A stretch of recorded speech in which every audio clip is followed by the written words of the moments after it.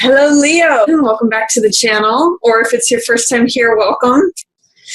So let's see what's coming up for Leo.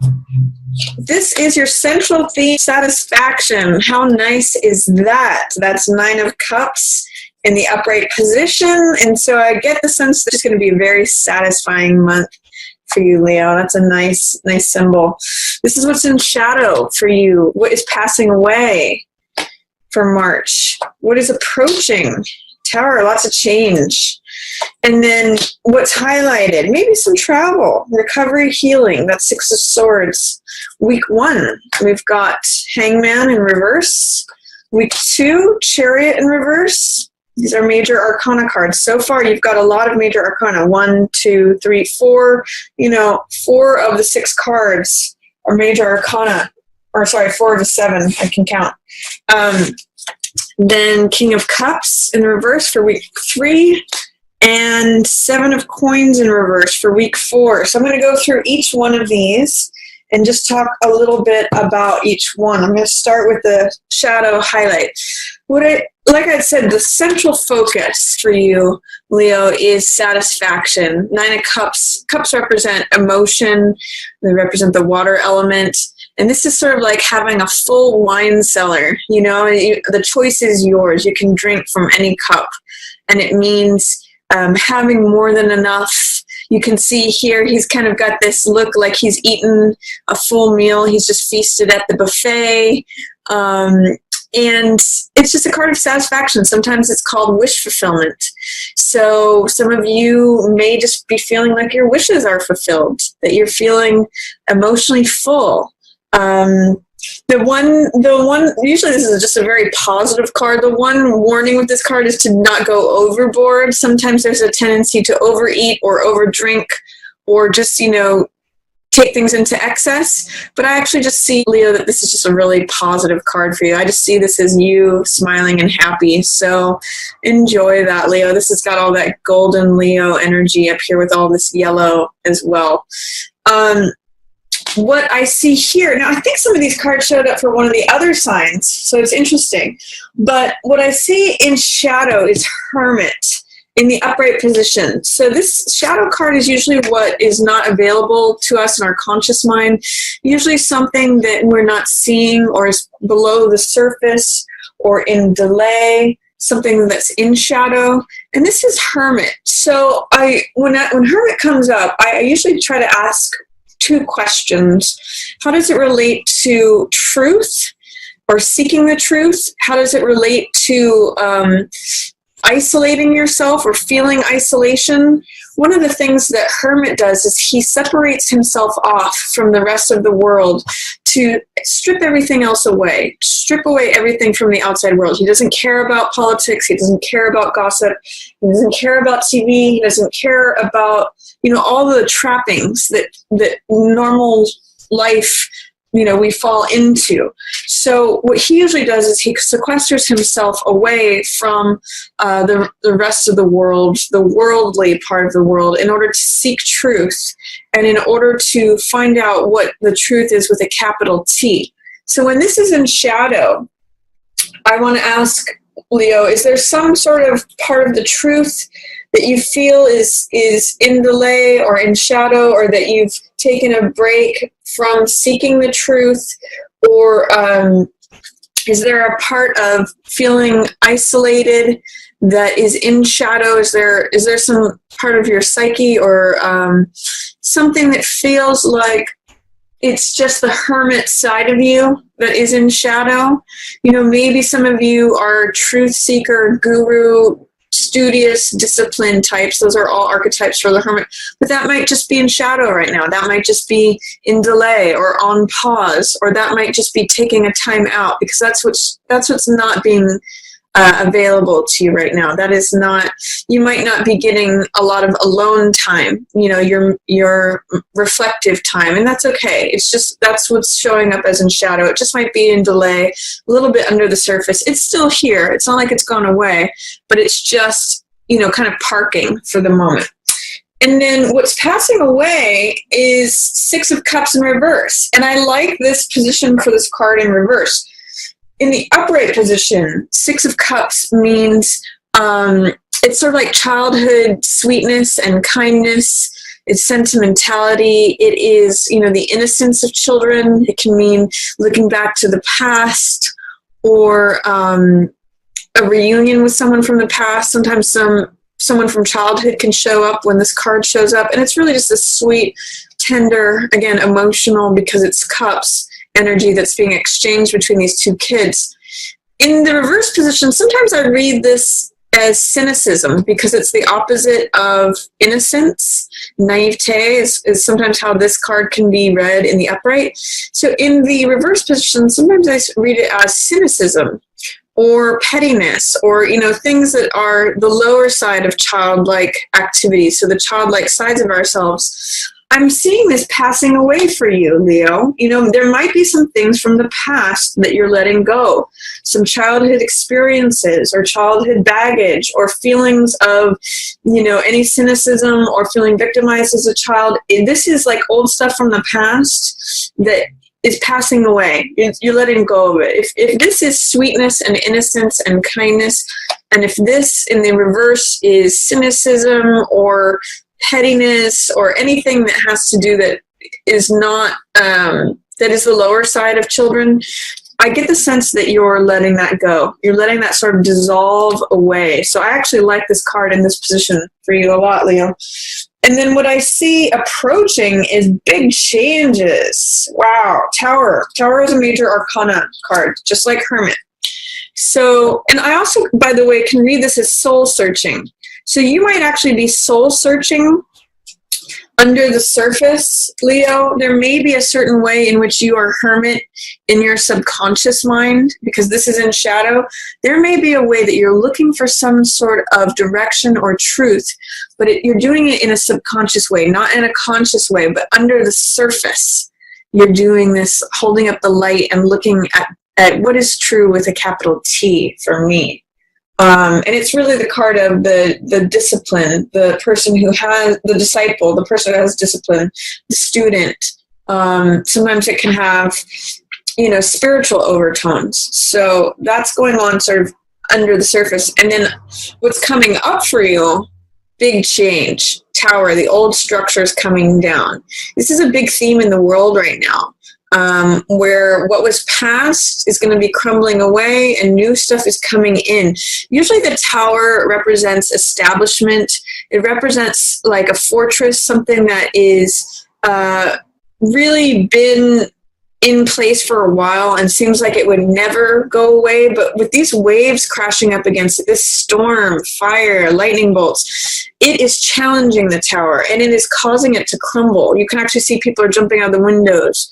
And this card, some people see this card as scary. I don't. I see it as, I use the image of like a hen or chick breaking out of an egg, because it's transforming the old. It's breaking apart the shell of the old so that the new can come forth.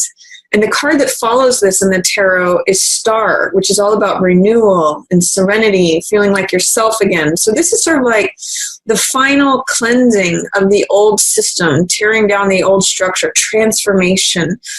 This is what comes before new life. So this is breaking out of any old shells that used to bind you or confine you. If you think about it, how like Rapunzel was stuck up in the tower, this is like her getting released from the tower.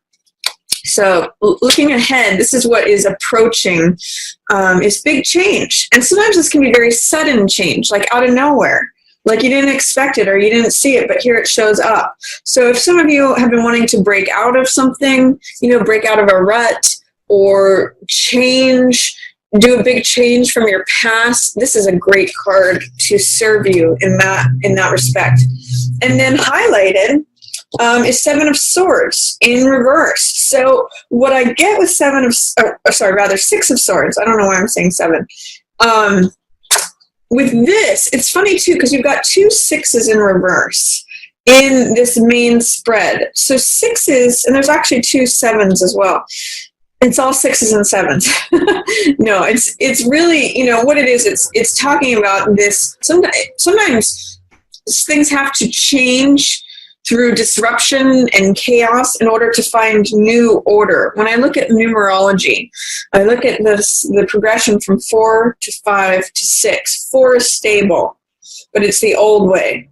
It can be confining, like the Tower. 5 transforms everything, as the Tower card shows us. And then 6 is new order, new harmony, new, I think of it as the hive energy, like beehives. If you think about the hexagonal structure of beeswax, it's got 6 sides. So to me, it represents, your family, who you consider friends and family, who you consider your tribe, who you consider,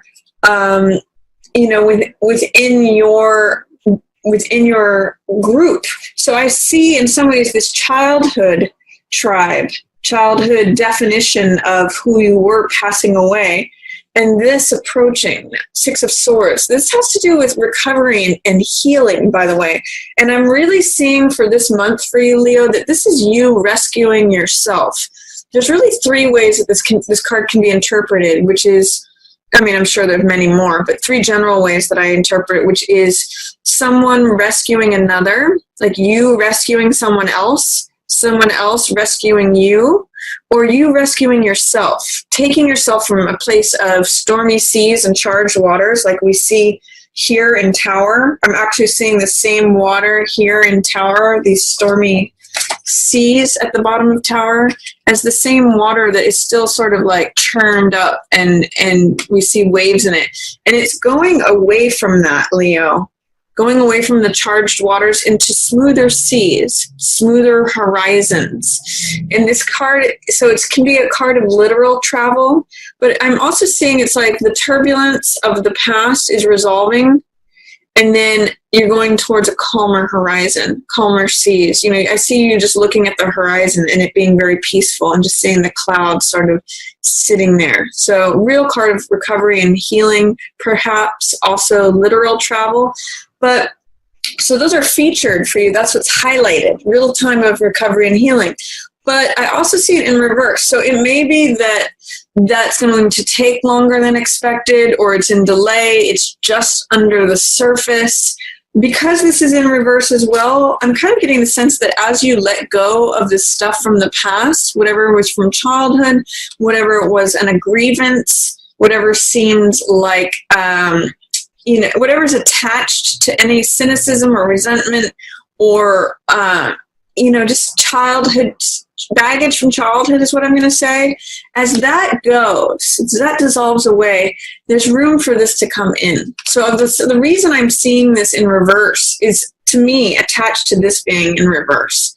And I see that as this dissolves, both of these approach, this big change approaches, and then the delay, or I'll say the suppression of this healing and recovery, can be turned around, and you get actually to sort of travel away from the past, take yourself to smoother seas, calmer horizons, a place of peace and healing and recovery. So that's what's highlighted for you for March, Leo. And it's really all surrounding this sense of great satisfaction and wishes fulfilled. So I'm really seeing March as a nice month for you, Leo. For the first week, I see Hangman in reverse. Now, this is actually the upright position of the card, like this, because he's hanging. And Hangman in the upright position usually means doing things your own unique way. It's being unconventional and getting comfortable in a unconventional position. It usually means marching to the beat of your own drum, not worrying about what anyone thinks, not feeling like you have to toe the line and participate in things that are conventional. It means like really honoring your own uniqueness and your own path and your own definitions, regardless of what society says or whatever anyone else thinks. When Hangman shows up in the reverse position, which is what it is showing up for week 1, it tells me that there might be a fear, a doubt, or a resistance to doing things your own unique way. So if there's any way in which you're getting caught up in what other people think, or feeling like you have to do things in a traditional way, or feeling any sort of pressures or worries about showing up as different or any of that, let it go. Because in the upright position, he lets all that stuff go. And he doesn't care. He doesn't give 2 cents about what anyone else thinks. He doesn't worry about it. He doesn't even give it any time. He's comfortable in himself, and he's comfortable doing things his way. He honors himself with all his unique quirks and eccentricities and, all the things that actually make him special and make him who he is. So if you're feeling any of this, Leo, of feeling like wondering what other people are thinking or considering the outside world before considering yourself, I'm going to invite you to just let all that go and just get real comfortable in just being you. Usually that's not too big of a problem for you, Leos. You usually are pretty able to just be yourselves. But if there's any smidgens of trying to keep up with the Joneses or worrying about other people's opinions, any outside influences, let that just roll off your back like water off a duck's back, because it's really, you are meant to be here as hangman, getting comfortable in your own skin, getting comfortable doing things your own way, and not really worrying at all about what anyone else is thinking or their judgments of you. And then second week is Chariot in reverse. Chariot means, in the upright position, Chariot is another major arcana. So it's a card about victory and goals and decision making. What I always point out with Chariot is that he's got this balance between the white horse and the dark horse, which I usually interpret as left brain and right brain. So the logical, analytical, scientific side of ourselves, and then the more wild, free, creative, spontaneous side. So the reason that Chariot has success, the reason he crosses the finish line and that he represents victory, is that he's able to balance these two. And he's able to tap into his intuitive knowledge. That's what's represented by these crescent moons. Intuitively, he guides these horses, and he can make decisions on the fly, as changing circumstances come to him and as the road changes before him. He knows whether to turn left or right, and therefore crosses the finish line. So when this is showing up in reverse, what it asks me is there any way that your intuitive decision-making is being hampered right now? Is there any way in which you're not trusting yourself to make the right decisions? Or in tandem with this card, is there any way that someone else or the opinions of others are influencing your decision-making? Because I know that you intuitively know the answer. That's what Chariot's about, and that's what this card is showing up for you, is that you actually do know the answer intuitively. This is decision making from a gut level, but because it's in reverse, it's showing challenges to that, or it's showing you not trusting it. This is the chariot rider that's saying, oh, gosh, I just don't know if I should go left or right. I don't feel like I'm sure about it. Whereas this guy he's already going left or already going right because he's in the flow. He's in the zone. He's connected to his intuition. So I'm going to ask you for the second week of March, is there a way that you can connect better with your intuitive self, trusting both your analytical, rational mind and your intuitive, wild, free, creative side? Here's what I'm going to ask. Is this out of balance in any way? Are you leaning too much on the left brain, or are you leaning too much on the right brain? Do you need to bring some more order into your life? Or do you need to bring some more wildness, like some more passion, some more spontaneity, some more creativity? So ask yourself, is there any way in which this is out of whack? Is there any way in which it's unbalanced right now that is causing me to not achieve the goals that I want to achieve? Is there any way in which I'm allowing others to influence that instead of relying on my own intuitive knowledge? And is there any way that I can bring these things into balance so I can go where I want to go? That's what Chariot in reverse for the second week is saying to me, Leo. Third week of March, King of Cups showing up here in reverse. But so King of Cups is usually the perfect partner, perfect husband, or, you know, he's a man of the heart. So this often typifies a water sign, which is Cancer, Scorpio, or Pisces. But this could just also be someone who, it comes from a compassionate place, someone who fulfills the archetype of King of Cups, which is a mature man, you know, someone who is in touch with his feelings, someone who operates from the heart, considers the feelings of others. You know, he's a compassionate, loving, tender person. And often I call this card like the father card, or, you know, the perfect father or the perfect husband. He's the man of the heart. King of Hearts is also another name for him. So he's showing up. A focus around him could be happening around the third week of March. He may also be absent, or there may be something which is taking up a lot of his time. King of Cups in the reverse position says that he might not be feeling 100% emotionally himself. He may not be feeling 100% himself. So if you're with a water sign or someone who is King of Cups archetype, he may not be showing up. He either may be absent, like having to go on a trip, like a business trip, or he just might not be feeling like 100% himself. So that's a focus. Or you also potentially might be missing the King of Cups in your life. So you might be saying, where is he?